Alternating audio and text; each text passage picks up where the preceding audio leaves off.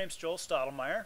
I am the founder and chief editor of the Dryden Experiment at www.thedrydenexperiment.com. We're a brand new market. We're kind of a different idea in publishing, and we're getting a lot of questions about who we are and why we do things the way we do. So this video is intended to just get you familiar with our concept, hopefully bring you on board, and I hope teach you that at the Dryden Experiment, you're not just an important part of what we're doing, but in a very real way, you are what we're doing. So let's look at the publishing market. I've been in the publishing market for about 10 years. I've primarily published for magazines, science fiction, fantasy, horror, also some nonfiction for magazines. And I've really developed a kind of a distaste for the way the publishing market works right now. And there's two problems that I see. The first problem has to do with when those rights get purchased. We all love to write stories. We got into this business because we think it's fantastic. We have great imaginations and we want to build new and exciting things. So we create some art, we write a story, and we send it away to get published. And it does, and that's fantastic. What a great feeling. You know, you get that email or you get that letter, oh, we love your story, we want to publish you. Yeah, that's fantastic. The problem is that no matter what rights that market buys from you, if they buy all rights, if they buy first reprint rights, if they buy first online rights, whatever rights they buy, your story is kind of dead. And the reason why your story is kind of dead is because nobody is buying those second rights, right? So no matter what they buy the first time, nobody is looking for those reprints. Everybody wants new work for their market. And that's really unfortunate. I mean, it's fantastic to write new material. It's fantastic to gain new ground. But I have this idea that artists and authors have this sort of universe in their heads. And that when you find that story that's really awesome and really works, it's great to develop it and it's great to grow it out into something much larger. But that's hard to do in today's publishing market because once first rights are bought, your story is effectively dead. I don't know about you, but I got this whole folder full of great stories that I sold once. And I'll never sell them again because nobody's buying. So that's the first problem I have with the publishing market today. The second problem I have to do is with the really kind of brutal way that fans get treated, especially fan artists and fan authors. If you think about it, everything that we do is about the fans. I mean, you can write for yourself. I write for myself sometimes. You know, we write poetry. We write things that aren't really intended for other people to read. But when we get into the market and when we get into the question of can I publish my work, whether it's art or film or story art, story work, the question is really about fans. Would somebody like to read this? Would somebody invest in this as a reader, as a viewer? And to give you an idea how important that is, let's think about two guys fighting. They're smacking it away, they're slamming away on each other, and let's look at these exact same two guys, exact same fight going on, and in one instance it's happening in the alley, in the other instance it's happening in a big arena, boxing arena, UFC arena, right? Well, the talents of the guys stay the same, the fight stays the exact same. In one case, in the alley, the two guys end up in jail because they were brawling in an alley. In the other case, in the case of the UFC, these guys are heroes. These guys are legends. They're boxers, you know. These guys are stars. They go on television. They get interviewed. They're celebrities. Well, the difference between these two is absolutely the fans. In one case, nobody's watching. Nobody's invested. Nobody believes in what they're doing. In the other case, thousands of people are there in the arena. It's being videotaped. It's going to be broadcast live. It's a huge event because of the fan, because of the viewer, right?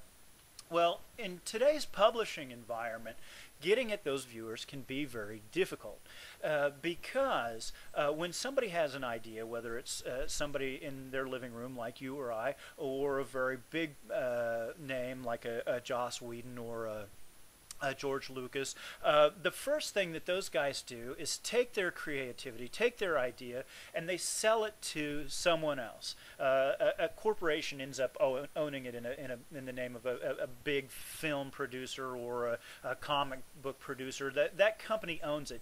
And then they pay other artists like us to finish out, fill out the work, to develop the universe. And again, we'll talk about the Lord of the Rings, right? It had all of these fantastic artists from all over the world working on them. Well, they all belong to the corporation, right? And the corporation is making the big profits. Those artists are all being paid like we are. And then the fan pays that corporation for access to the film, to the art, to the bobbleheads, to the comic book, to whatever it is that gets created. And the artists and authors who are the fans get treated very roughly. If you and I see something that we like, we play a video game that's got some awesome art in it, we go to a movie and the story is fantastic, we read a novel and it's awesome, one of the greatest tributes that we can give is fan art or fan fiction. You know, we take that image and we develop it on our own because we love it, because we believe in it. I saw an awesome rendering of the Firefly from Joss Whedon's Serenity the other day. Online fan art, fantastic work. The problem is that as much as that's a compliment, as much as fan fiction is a compliment, what's going to happen to you as the artist, as the author of that story, is that that corporation who is interested in the profits and is interested in the money is going to send a $200 an hour attorney to send you hate mail. You don't own the rights to that. We're going to sue you. Well, that's just brutal. Why is it like that? Why is it that we, the creative types, have the great idea, we, the creative types, try to support the idea, and that guy making money in the middle is going to keep us apart, right? And it's going to tell you that your fan art is a crime. I don't think that's right. Okay. Well, what to do, right? How to keep a story alive in spite of the publishing rules, how to engage the fans as directly as possible. Let me tell you what we've done at the Dryden Experiment. Back in about 2006, I published a story with my very favorite magazine. I sold it to my very favorite magazine about a woman named Sally Dryden, who, as a young woman and scientist, met an alien life form that changed her DNA. You know, right down at the base level, right? And she went through her whole life never really understanding why the alien life form did what it did. And then as a very, very old woman, she gets to go back and visit again, right? Well, I really like that story. I mean, I know you're not supposed to toot your own horn, but it's one of my very favorite that I ever wrote. And I sold it, and I was really glad to sell it, but I didn't want it to die. I really liked that character, and I knew a tremendous amount about that world. I knew how faster-than-light travel worked in that world. I knew how the governments worked in that world. I knew how the corporations worked in that world. I knew a whole lot of backstory about that world, and I was just unwilling to let it go in the dumpster of once published stories. So what I did, I went and I got a hold of the copy of the Creative Commons 3.0 Share and Share Alike license. And what that license says is, as long as you credit me, as long as you say, hey, you know, this was this other guy's idea, you are free to develop that idea in whatever way you would like. You're free to build a video, you're free to write a new story, you're free to write art, right? So I took Sally's universe, Sally Dryden's universe, and I bought a website, www.thedrydenexperiment. And I put her story up there. I'm writing the novelization of that short story on there. We're developing the governments that exist in that world. We're developing the planets. We've put the rules for the faster-than-light travel up. And we're telling everybody, come on, write this story. Develop this world. Under the Creative Commons, you are free to bring your story, your universe, your art here to the Dryden Experiment and grow it with us. And let me give you a couple examples about what happens when you do that. The very first thing that was submitted to us after we opened was by Margarita, a previously unpublished artist who drew a picture of Sally herself. Right? And to me, this was fantastic. Here I had this dead story. It's never going to go anywhere. It's over, and it's been given new life. An artist drew my character. Wow! Right? Wow! Somebody drew my character. That's terrific. That makes me feel really great. And Margarita had never been published before. She is actually seeking a degree in screenwriting in the Netherlands, of all places, right?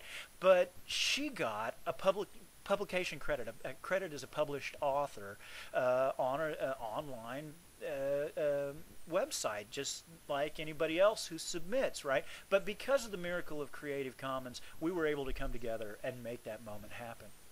Another author, one of my partners in crime, one of my editors, his name's John Berg. He's a very, very talented author. Had this cyberpunk story that he wanted to tell, and I said, "Look, man, don't let it die. Don't publish it once. That would fit in the Dryden universe." So one of the corporations that operates in that universe is now the parent corporation that owns the planet where his story is taking place. He's currently on chapter 7. It's on the website today. Come and see it. And the awesome thing is that he has all of the resources of that universe available to him. He knows how the government works. He knows how the corporation works. And yet, because it's Creative Commons, he's free to tell whatever story he wants, right?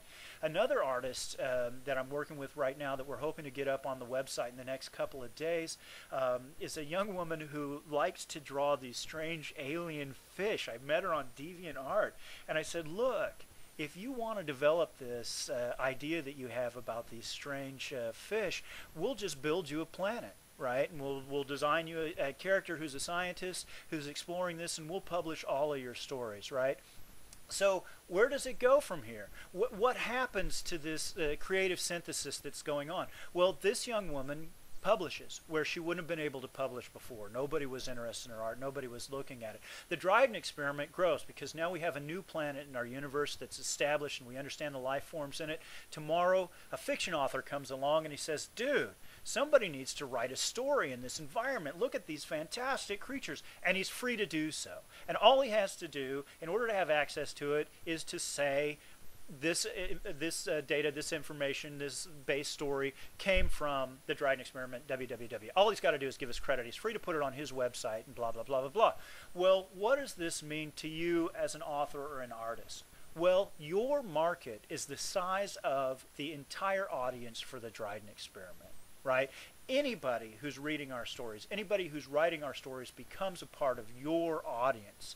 You still own the material that you bring here. You still own, I have another woman that wants to publish her cyborg spaceship whales in our universe. Well, that's a little bit of a stretch, but it happens that her ships follow our flight rules, and so she's free to use our information and our background information, right?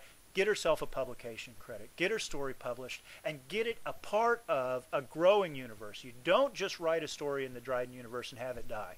You write a story in the Dryden universe, and then you come back and develop it. Then you ask us, do we have a graphic artist that might be interested in drawing your story? Your story ends up in video, your story ends up, we don't know, film, television, we don't know how big we can grow. But we can tell you this, you will always own the rights to your story. You will always have the collective wisdom available from the Dryden universe, and we will never have the corporate guy come down and tell us what we're doing is wrong.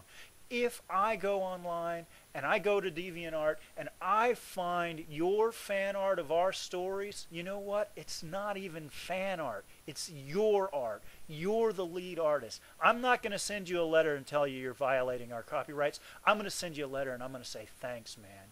And here's where it gets really amazing. We still have the potential to make money. We're a .com. And when we make that money, we can turn that money around to you. We don't understand all of the rules yet because we don't have any idea how big our revenue stream can be. But rather than being a fan artist who's fighting with the corporation over whether or not you're breaking the law when you try to tell them that you like their work, you're going to be the lead artist. And as we develop and as this market develops, you're going to get paid just like you were one of the big corporate guys. All right, I've talked for almost 14 minutes. I hope you see what we're doing. I hope you believe in what we're doing. I hope you'll visit the website, and I hope you'll become a part of the Dryden experiment, the most awesome publishing experience on the web, if you join. All right, thanks a lot, man. We'll see you around.